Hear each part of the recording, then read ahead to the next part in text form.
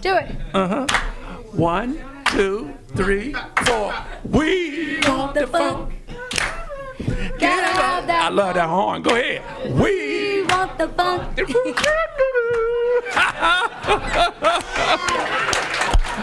That was pretty good. That was pretty good. That was special. I just want to tell him the impact that he had on my life. You know, he made being different cool. Okay, so for all of us kids that were a little bit different, we got cool when Bootsy hit the scene. I ain't gonna say don't do this and don't do that, because when James Brown told me don't do something, I did it. Hey James, I did it.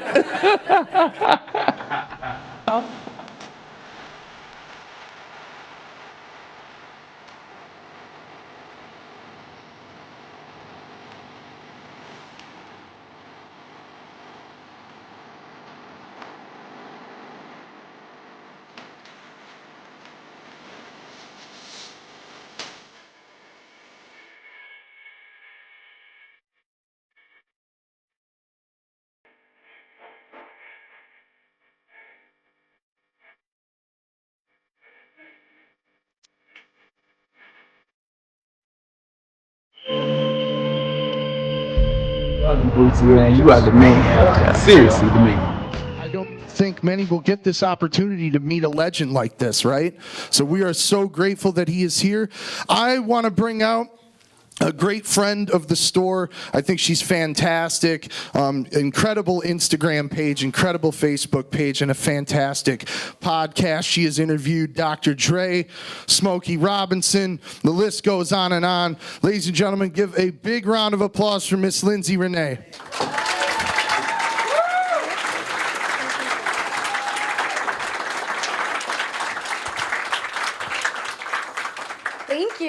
Thank you. Good afternoon, good evening to everyone.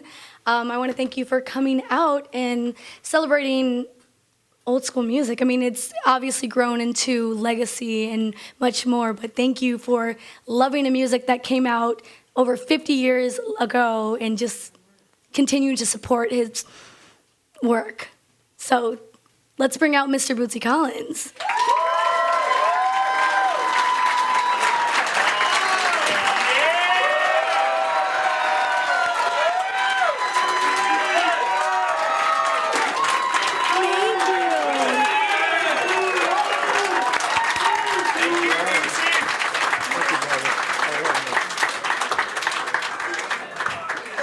Hi. What's happening? See, I feel like now I feel like I should have given more of an introduction, but I feel like a man with such a presence doesn't really need an introduction. Because we all know him from his shades, right? The star glasses, from that iconic bass line that he does. Like, we love that. And now you're here in Detroit. I want to say welcome back to Detroit. Oh man, this is like my second home. I was gonna say. Motor City!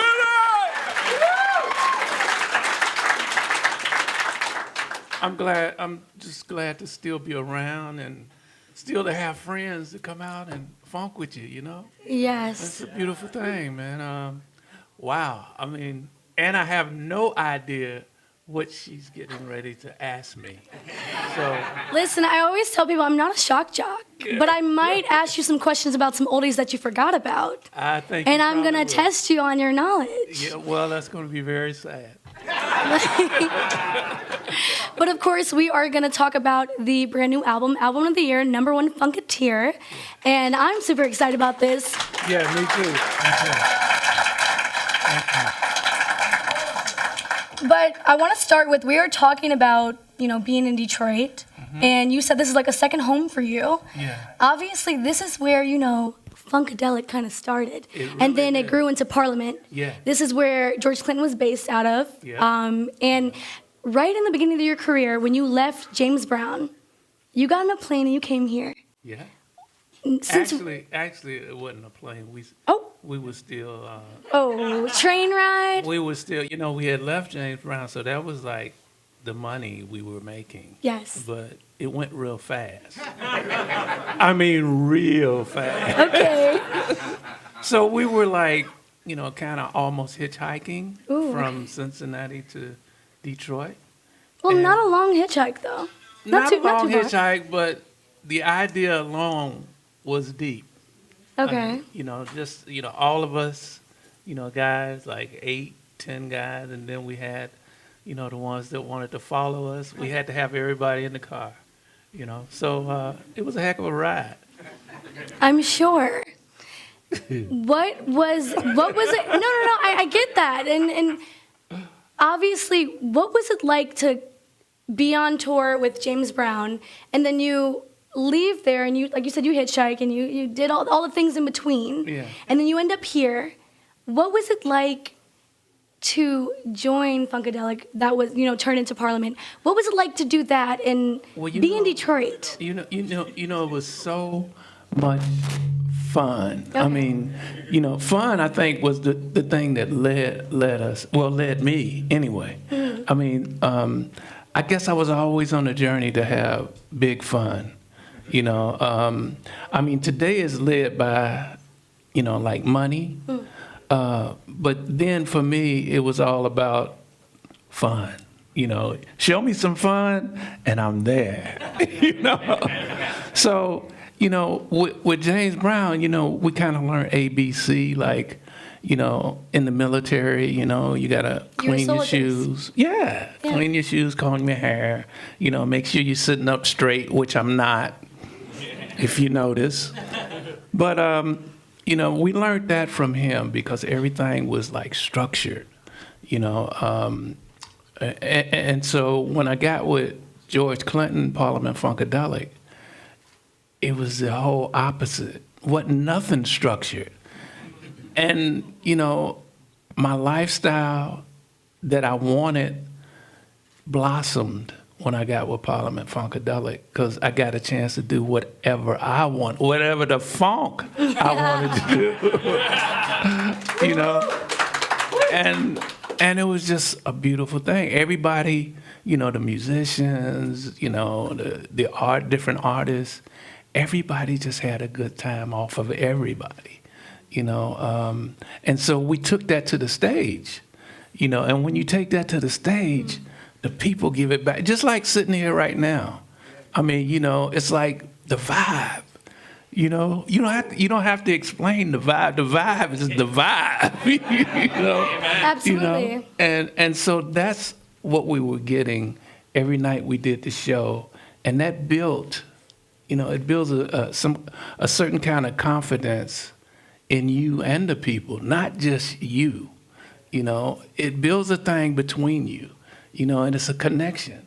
It's kind of like a great marriage, that's never gonna end. I mean, we're gonna work this sucker till the wheels fall off, and that's the way it was in all of our minds. And don't take something that exudes that or makes that, like even more of like, wow, this is incredible. I definitely understand what you're saying. A lot of those, like you said, you were soldiers, and I think you said once before, you correct me, that you became astronauts. Oh, we were far beyond astronauts. Okay. Yeah. Well, what James Brown taught you that left you with an amazing career. Yeah. The One. Yeah, The One. I'm going to talk about The One, and those of you who do not know what The One is, it is the first measure, that first note, right? Yes. And so, James Brown, my first question is, did James Brown invent The One? Because back in that time, late 60s, early 70s, everyone was it on the 2 and the 4? Or the 1 and the 3? Both. Okay, both. Yeah. So a lot of Motown songs, like that's not Motown, but like a Respect by Aretha Franklin. Right. That's on the 1 and the 3. Mm-hmm. And you learned that from James Brown. You put that in what you were doing with George Clinton. Yeah. And then, of course, what you did in your solo career. Now that we're here in 2025 and we have Album of the Year, #1 Funketeer, are you still incorporating The One? I'm still on The One, baby. Please, yes.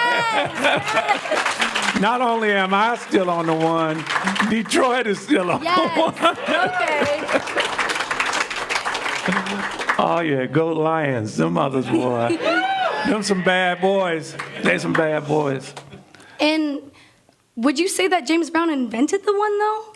I wouldn't Or say just at he. least the I first wouldn't one to say do he invented it. I would say it was around, and for us, he was the first one to recognize what it was, and give it a name, because that was the problem. It was like a lot of stuff is around us, but if we don't give it a name or if we don't recognize it, it's just there, Absolutely. It's just like, we sitting here and we're just here unless we make something happen. So the one made it happen through James Brown, and he made James Brown come up with this, because he's trying to explain it to me and he didn't know what to call it, and when he said the one, I said, oh, the one. That was like, gave him confirmation that, oh, it's about the one. He even learned something. Do you think the one is bigger than just about a beat and a note? It could be, like about a person, maybe the one? Yeah. The one, all of us is a part of the one. Okay. All of us. When you hear a person talking about how great he is and he's the one, then you might as well turn around and go the other way. Oh, okay. Because so be scared of the one. The serious thing is, the one is all of us together. And that's what we did with Parliament Funkadelic. We want the funk. Yeah. Gotta have that funk. Come on. What? That's the one. That's the one. Check it out. There you go. So those of you who do not know what the one is, excuse me. One. He's showing you. Do it. 1, 2, 3, 4. We want the funk. Gotta have that. I love that horn. Go ahead. We want the funk.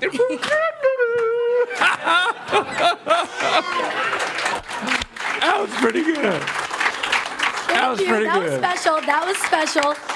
So, like you said, you're still using it in your, obviously now in your career, or continuing to use it in your career, especially in this new album. You've got a song, the Pastor P. Pastor the P. Tribute. Yep. So, what was it like reliving that? Because that's obviously from Past the P's. Yes. Back in the day with the JVs. Yes. Yes. What was it like to have that inspiration to, mind you, you've had a career that's over 50 years long. Yeah. You're now going back and revamping it, if you will. What was that process like? Actually, you can't get rid, when something affects your life like that, you can't just throw it away and get rid. I mean, you can, but if you are feeling it, and if you were into it, and if you're still gaining from that massive thing, whatever that thing was, it's like, I can never get away from that.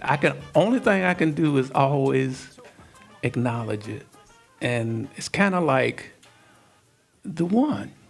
Yeah. I mean, you can never get away from it because everybody's a part of it, And the thing we have to do now is let people understand that all of us are on the one. Yes, we are. Now, check it out. It even goes down to the machines. Look at the computer. Click, click, click, click, click, click. What's that? Click, click.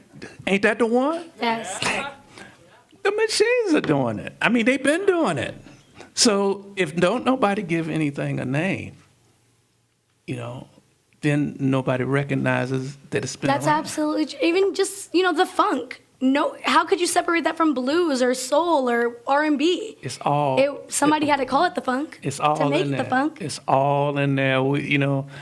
They had been rejecting the funk for years. But this right here tells you that the funk is so infectious. And then people have to recognize, how can you come through a A-hole and a P-hole and not be funky? I mean, check it out. No Check comment.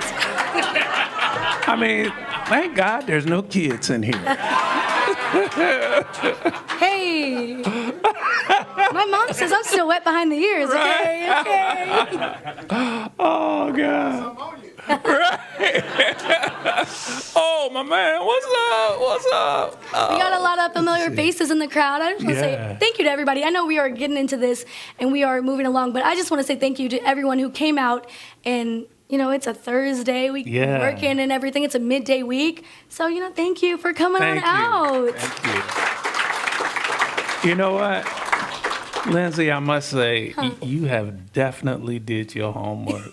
I'm just getting started. I haven't even impressed you. I was scared to death.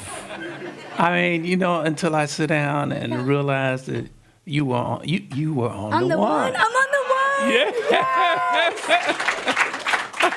Okay, look, that, my life is complete, okay, guys? That's all I need to know. I'm on the one. Right.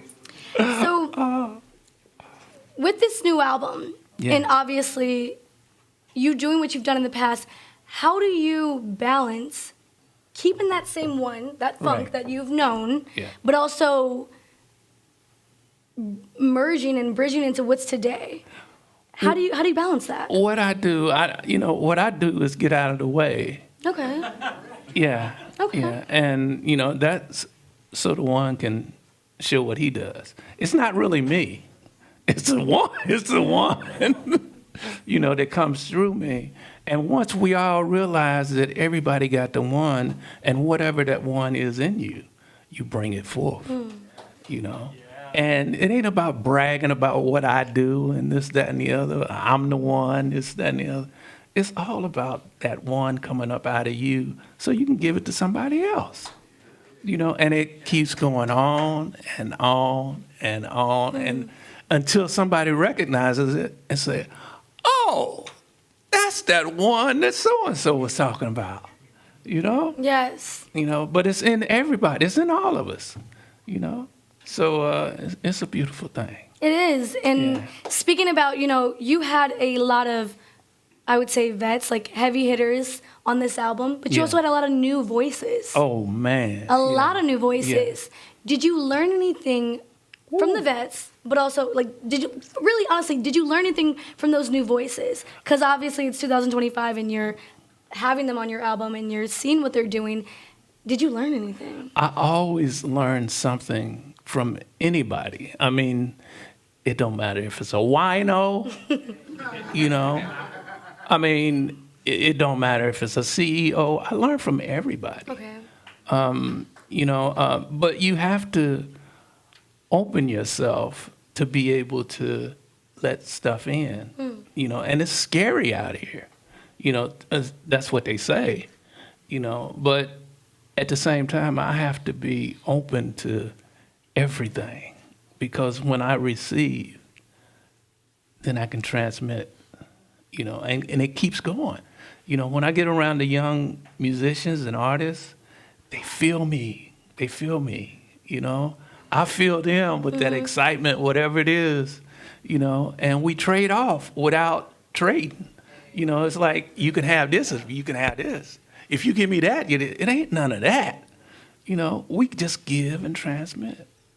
We give and we transmit, you know, and you don't have to think. That's what funk is. You don't have to think about it. You funky anyway. That's right. Do you feel that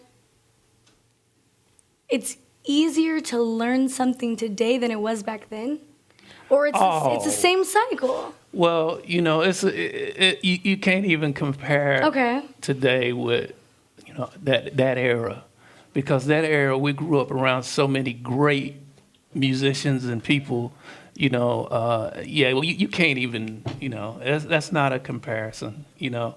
What I like to do is talk about that era and then talk about, you know, what's happening now as little as I can because I don't know a lot about today's era, you know, but that's what makes me feel so good when I have them around me because I learn, you know. So I can't speak on today's era because I'm not coming up in it. I'm coming up in it, but I'm outside of it looking at it.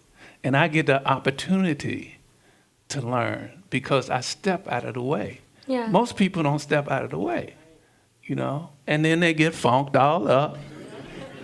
You know, like me, I'm funked all up, you know. So, you know, everybody gets the opportunity. It's just the ones that take it, you know. So, yeah. But that's an amazing mindset to have, considering, I mean, like music, like you said, music changed. It's a different type of musicians there are today. Yeah, yeah. Did you always have that mindset in the sense of, I want to evolve and I want to, you know, keep up with what's going on? Because I've talked to a lot of different old school artists that are stuck in the 70s and they don't want to. They don't want to. No. But see, it's like, for me, it's like, you know, it's like when James Jamerson, anybody out there know James Jamerson? Yeah. He was then, and he still is my hero, you know. And for him to change from an upright bass, you know, making all those hits on an upright bass, and change to a Fender P bass, that was unheard of. I mean, you don't do that, you know. You're a legit qualified upright bass technician, and you gonna change to a what? A Fender bass? You know, no, you know, Motown wasn't having that, you know. So he did it anyway. And guess what? The whole market changed. Yep. Fender P basses, Fender Jazz basses, Gibson basses. I mean, I'm talking about electric, you know, piano. There are musicians that swore by the piano, the organ. When synthesizers came in, it was like, oh, hell no. Oh, nobody wants to change. Absolutely. You know, so somebody has to step up and don't even have to say, hey, y'all, let's change. They just do it.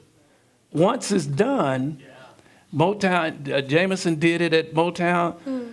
As soon as he changed, he started making money. Same money he was making, but more, you know, than when he was playing the upright bass. Then it was like he didn't even have to say, see there? He didn't have to say it. The work spoke for itself, what he did. And they don't want to tell that story, but that's the inside. Do you think it's the same as you just going from a bass player to a recording artist? I mean, in the sense of, you know, he changed his instrument, or at least changed guitars. Is it the same thing as, you know, being, not to say a background guy, but someone that was like a musician mainly, versus, you know, you're not the George Clinton or the James Brown in the front. Was that kind of the same for you or different? I don't really understand the question, but can you break it down? Yeah, and is it different to, okay, so how he made a drastic change in what I'm saying? I think you meant, was it different from coming from the back with the drummer all the way to the front? You know what's funny? I was just thinking about that today. I was like, in the hell did you come from the back there with the drummer, you know, where ain't nobody paying no attention to, all the way to the front? You know, I was about an hour and a half ago, I was thinking about that. And I was like, I had to really think about it. Like, how did that? I don't even know.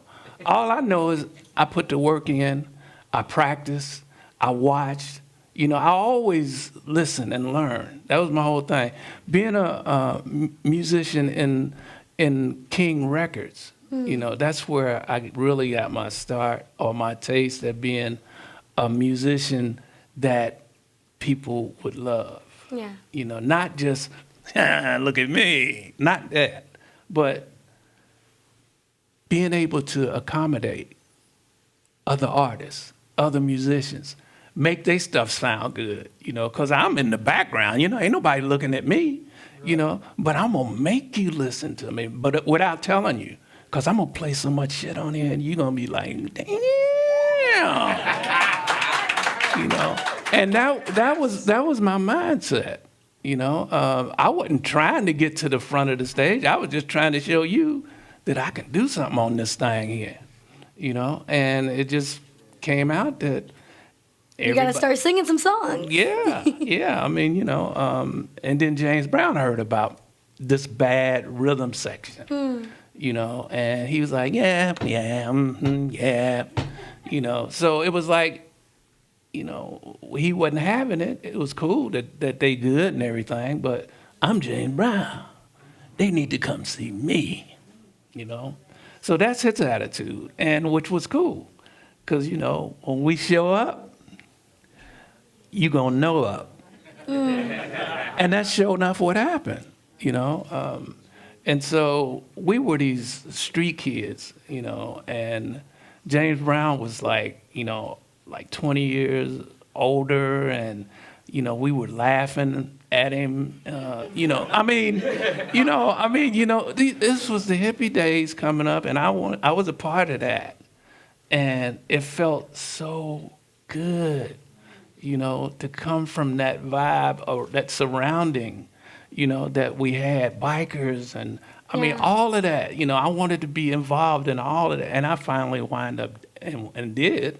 But it took all of that stuff that I was going through to get to that, and that's why we're sitting here now having this beautiful conversation. Yes!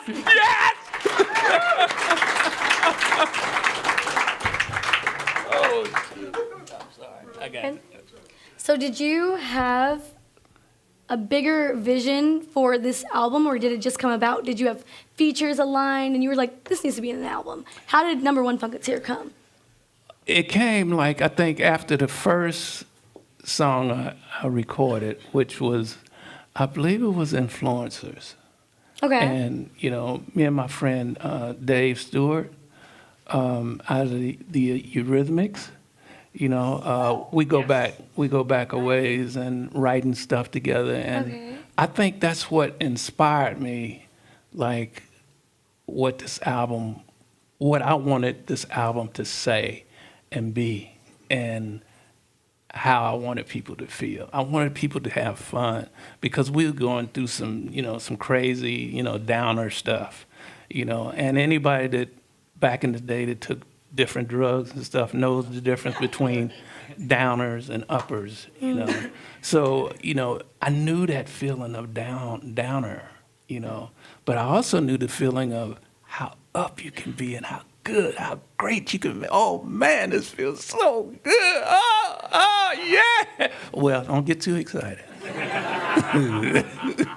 But, those different feelings, that you want people to feel, because everybody walking around looking like down, I had that experience in the band with Funkadelic. Yes. Most of them were downer heads, and they're my friends, so I can talk about them a little bit, but I won't dog. All good things. I won't dog none of them out, because they helped me get to where I am, wherever that's at.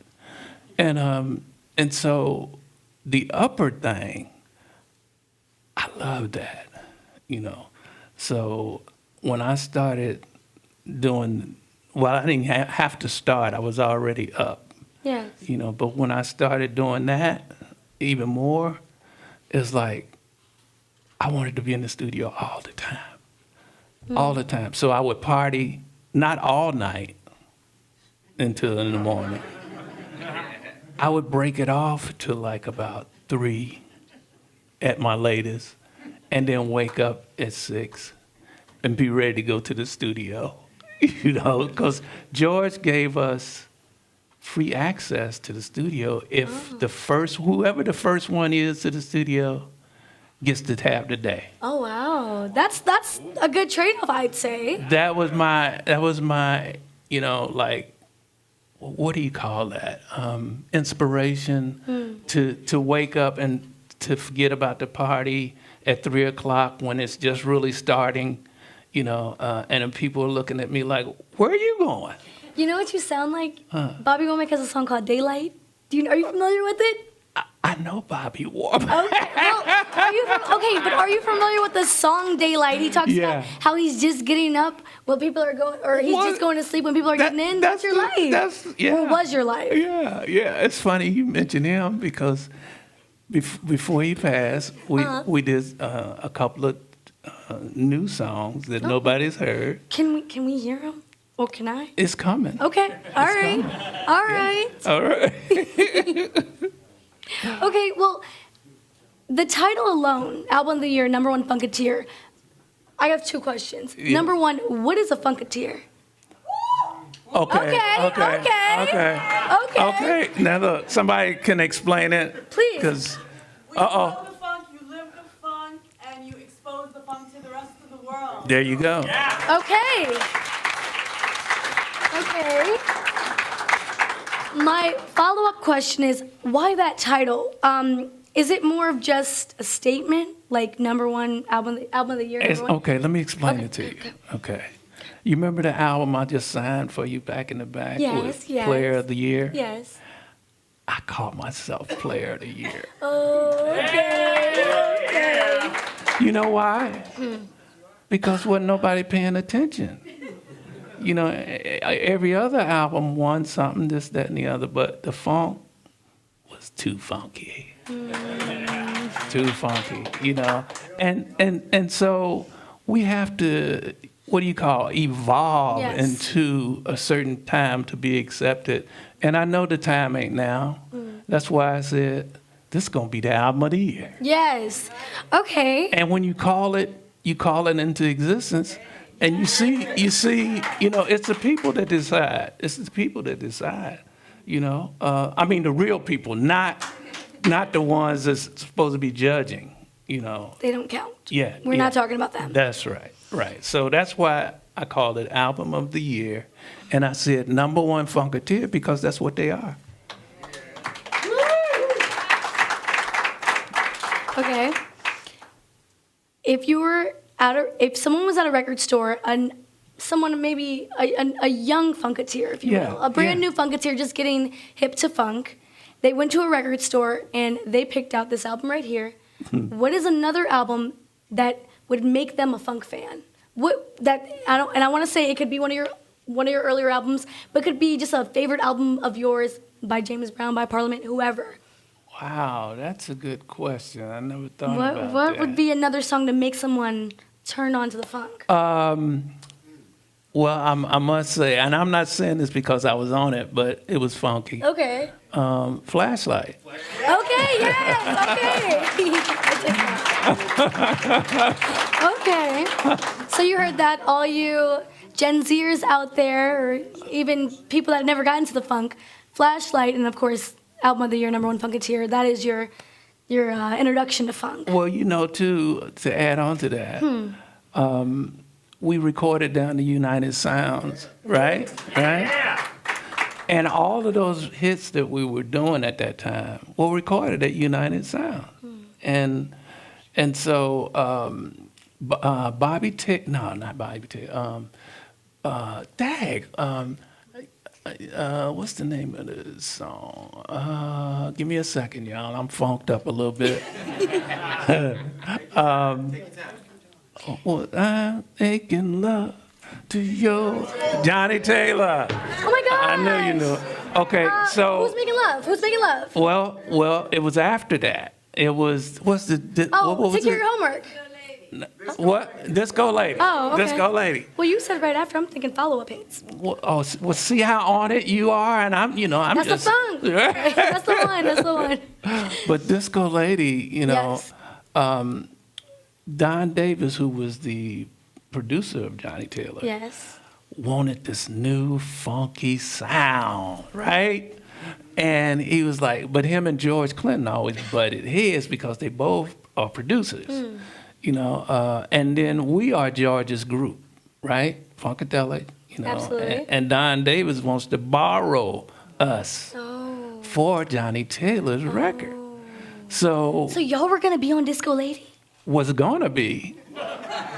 We are on Disco Lady. Oh, wow. Yeah. Actually? Yeah. Oh my gosh. Yeah. I mean, that's how that kind of went down. Don Davis had to go to George to ask him permission to use us as the band, and so George said, okay, you can do it this time, but just this time, don't even try coming back, you know. So we did it, and it went, was it 3 platinum? Yes, and it's actually like, yes, First yes, yeah, it is. Yeah. If I would have brought the Eargasm album if I knew. Wow, wow.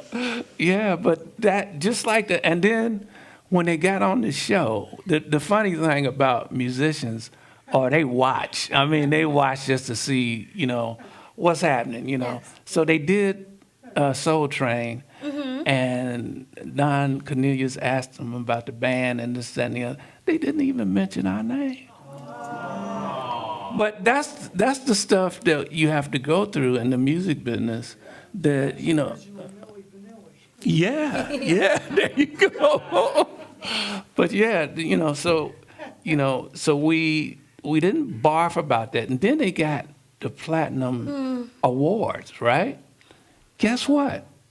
Nothing. We didn't get nothing, you know.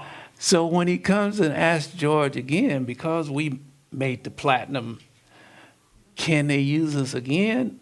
George was like, nah, you had your chance. You had your chance.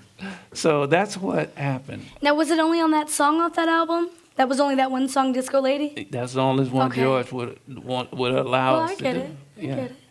And we was loyal. I mean, you know, most musicians are loyal, you know, until you start stabbing them in the back.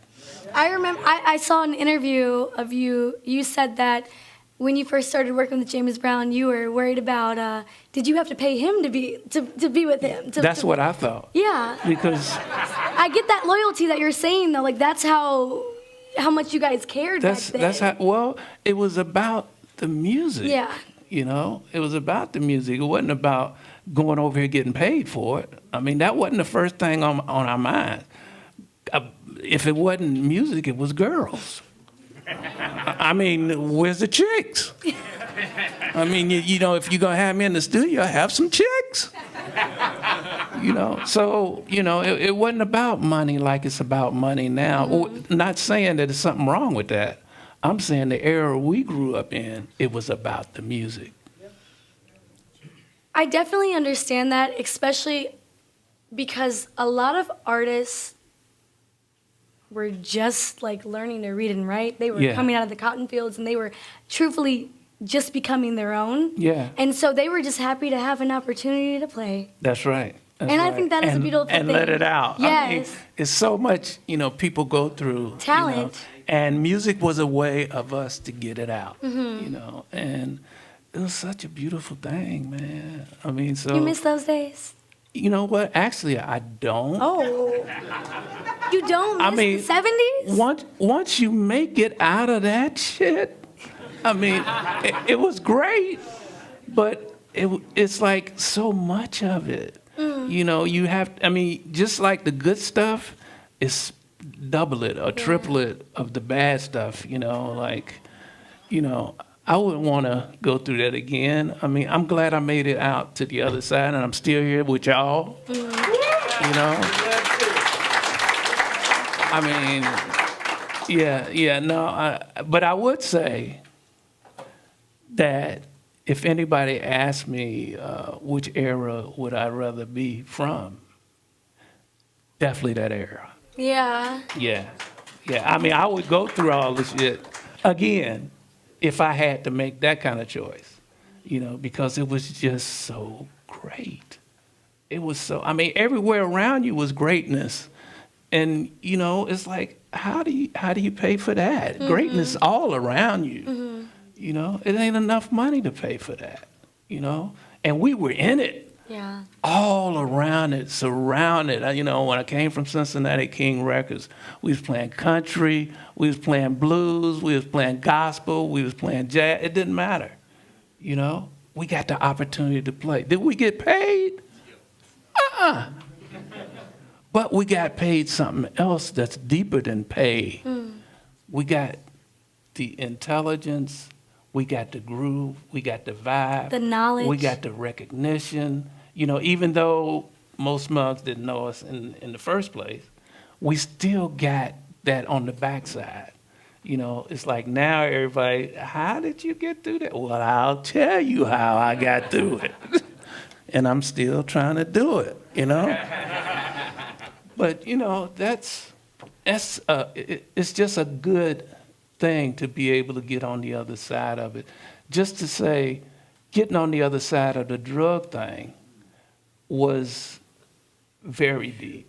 That was very, very deep. And we let a lot of things happen to us, but we're experimenting. You know, we're on a journey.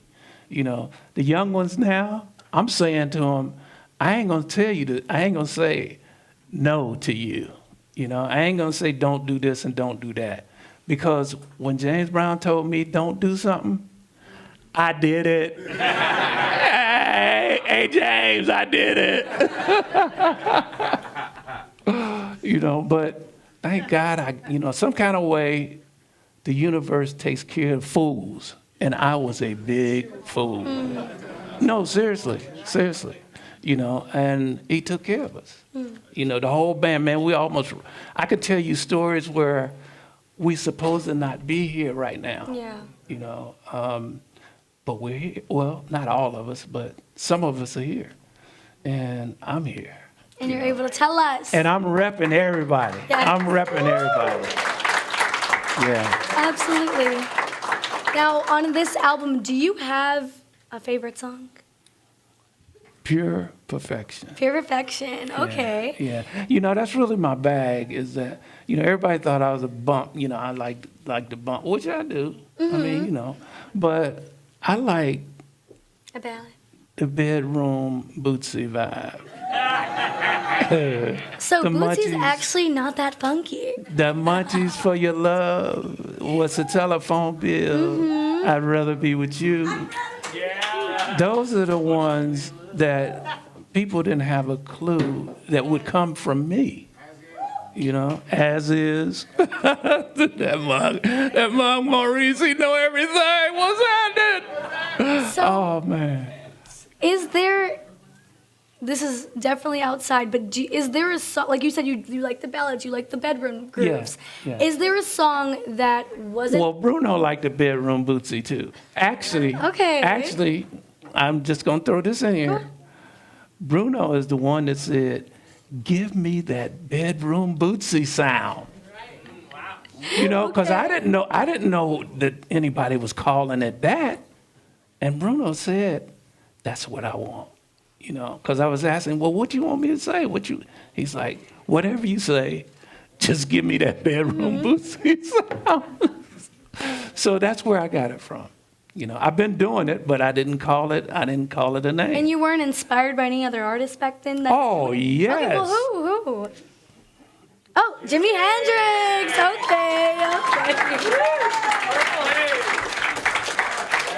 Okay. Y'all already know. Were there any other artists that maybe weren't as funky as that, if you will, as Jimi Hendrix, that you were inspired by, that you just like to listen to? Like, it wasn't a song that you guys were doing. That was your favorite back then. We had Jimmy, we had Miles Davis, Yes. we had Willie Dixon, we had what's my man, Howlin' Wolf. Yes. You know, we had, I mean, all this stuff on the back of the bus, man, on James Brown's bus. James Brown's bus, we playing this stuff. And James you can't play nobody else but James. He said that? He said that. He didn't have to say it. Okay. No. It's like, you know, this is James Brown's bus. This is James Brown production. This is James Brown's plane. So we don't have to wait for him to say, don't play Jimi Hendrix on my bus.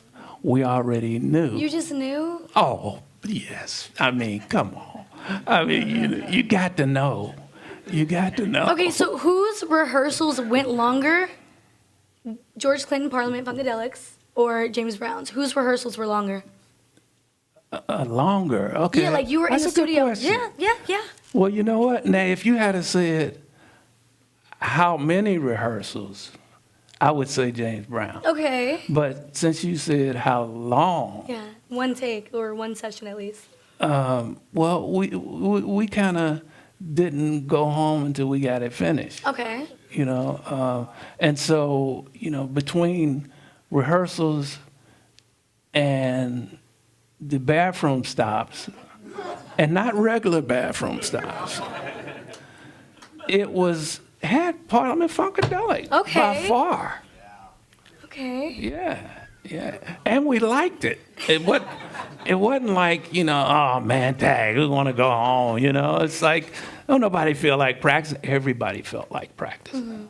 Yeah, it was a beautiful thing. Y'all were all happy to be there. Surrounded by greatness. Everybody was great. Everybody. So, at this point in your career, Yeah. you've done so much. Did you think that? No, I'm just trying to figure out how I want to say this. Did you think that you would have this much of an impact and this much longevity in being an icon that you are? Hell no. No? I mean, you know, I'm gonna tell you the truth. Here's the truth. We thought it was gonna go on just like we were forever. You know, it wasn't gonna be nothing to come in and change to knock us off. No way, no way. Because we're gonna be doing this for eternity. You know, but then, you know, the reality started to hit. You know, and yeah, and the good thing about it is, some of us made it through. You know, but like you said before about would I want to go back and do that again? No.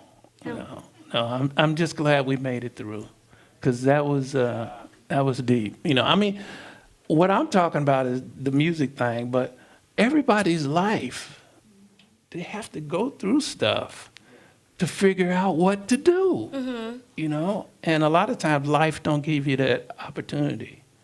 Yeah. Life will snatch you, just like that. You know, just like that. And would I be sitting here? I don't think so. You know, what happened then, you know. So somebody got my hand, and I'm thankful. Thankful.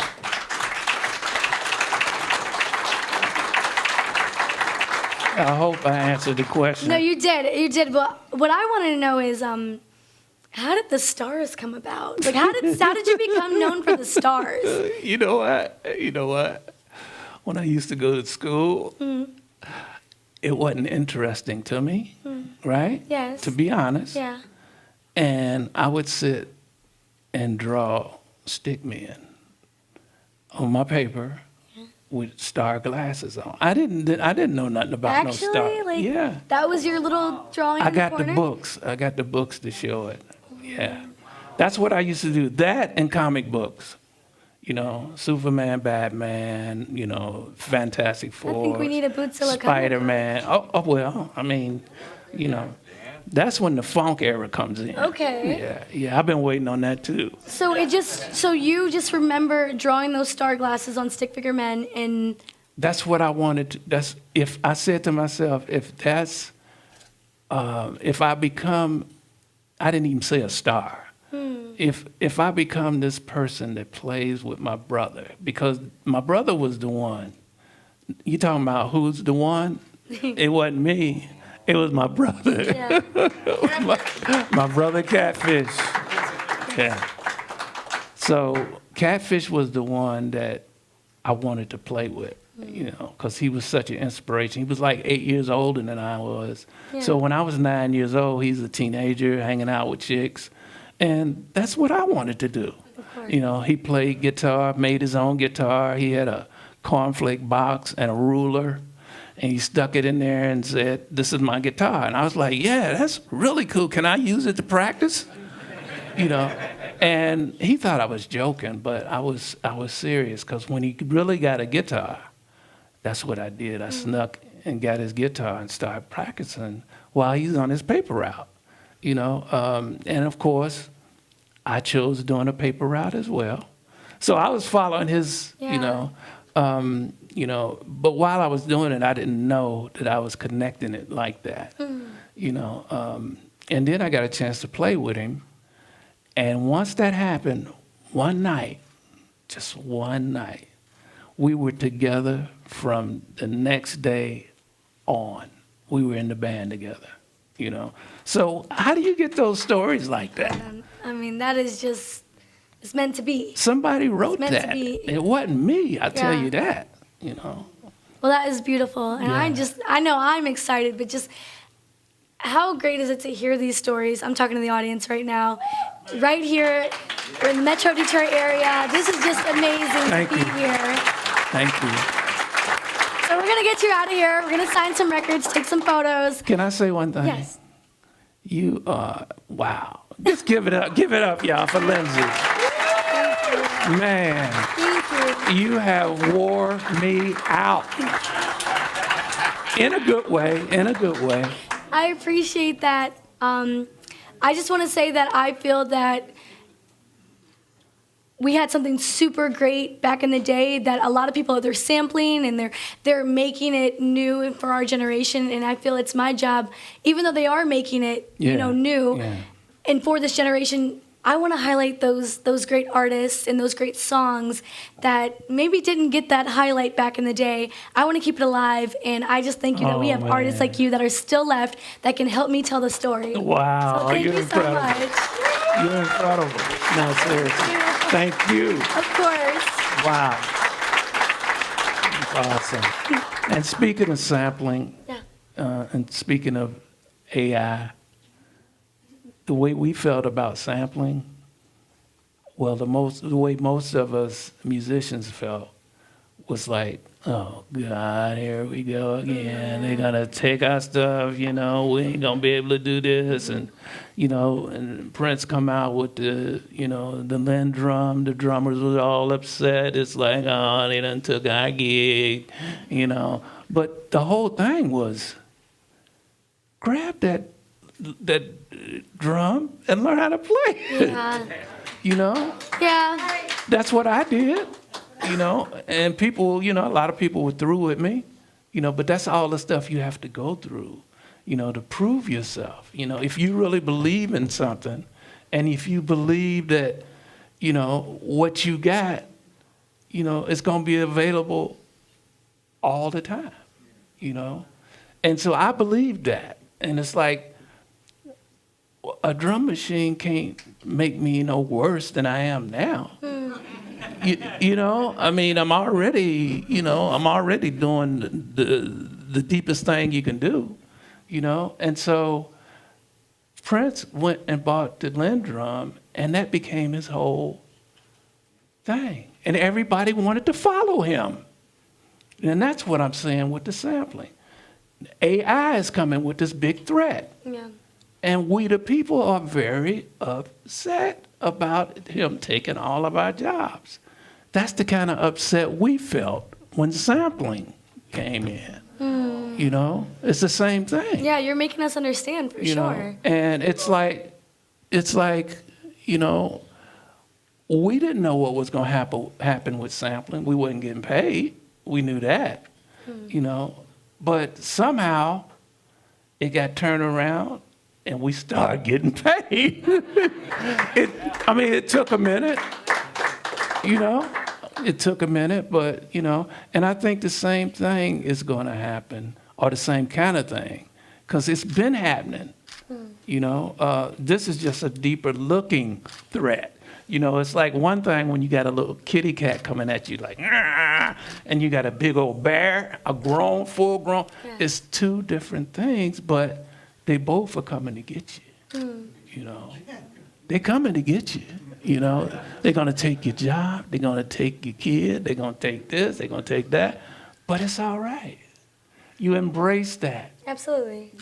Embrace that and know that nothing's going to funk with you but the funk.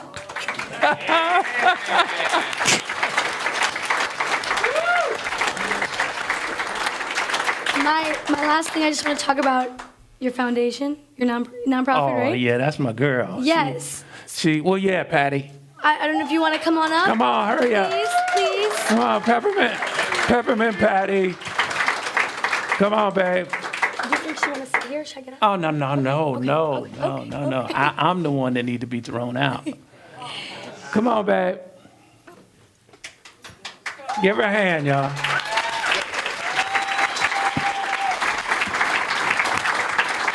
I don't know where she's coming from. Thank you so much. I have a microphone. Gonna Isn't that great? So you can have a seat. I'm good. This was really great, wasn't it? So the Bootsy Collins Foundation, we started back in 2010, became a 501c3. And we did it just because we wanted to just help our communities, right? So we do a lot of different things, but one thing we're doing right now is Funk, Not Fight. And it's where we're helping to calm the violence with the power of music and dance all around the country. So we went to the Rock Hall in Cleveland. We've been to Compton twice, Fort Wayne, Indiana, South by Southwest, going to Chicago next year, and a lot of places. And we're coming back here to Detroit to help you, you know? So involving, we find that, especially with our kids, we need to give them something to do, because when we were growing up, we had gym class, we had art, we had music, and a lot of that is gone now, especially if you're in a public school. So what do our kids like to do right now more than anything, I find? It is the pocket computer, but it's also gaming. So imagine Funk Net Fight pulls up into Detroit, and we're talking about what's going on in your city. We play music, we talk, and then all of a sudden a game truck pulls up, and maybe a few of them.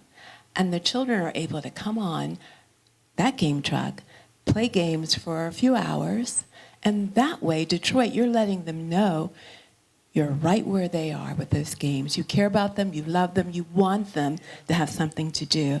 So that's our next leg of Funk Not Fight, is getting with the different cities and getting the gaming trucks to come in, just to help a little bit. I think if we each do something, that's how we're going to make a difference. So that's just us in a little nutshell, but check us out, BootsyCollinsFoundation.org.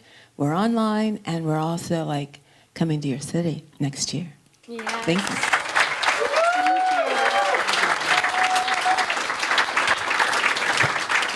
One more time for Patty, Bootsy, and the lovely Lindsey Renee.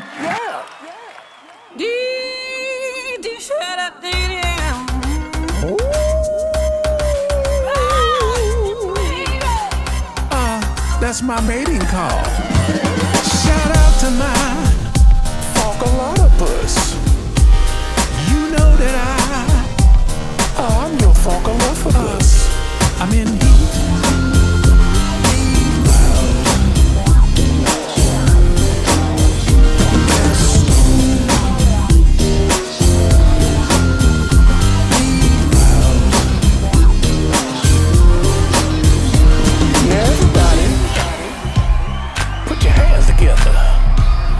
Yeah, the interview went really well. She was very, very good. It was very, very interesting, and she told a lot of good stories.